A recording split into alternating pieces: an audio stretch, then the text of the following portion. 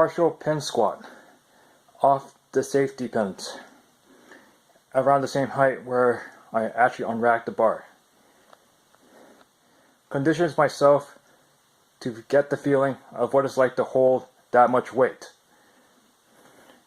So I just did it up to 605. And in one of my previous videos, I made a comment about how to reduce chances of injuries or overtraining. It's good to switch up variations of lifts.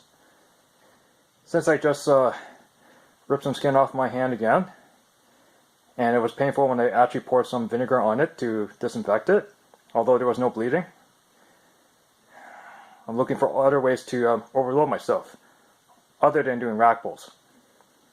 So I have done partial pin squats off a little bit lower height with 455, and now I've done it with 605 with approximately the same height. I unracked the bar.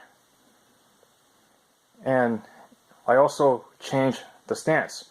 I typically don't use this stance at all. But as I mentioned before, changing stance once in a while is good. Getting used to different stances is good.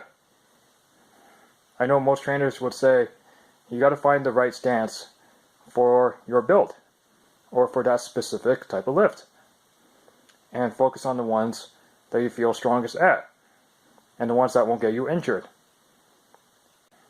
Coming from a guy who does warehousing as one of my full-time jobs, you got to get used to doing lifts from different angles, from different stances. I've done deliveries too, even in the tight spot. And to pick up weights, I got to do it from different angles, different stances. I used to take Kung Fu in high school. And I used to talk to guys who did wrestling in high school. And even though I never really participated in any actual combats or any competitions, I realized in fights, a lot of times, you're not in a neutral or optimal position.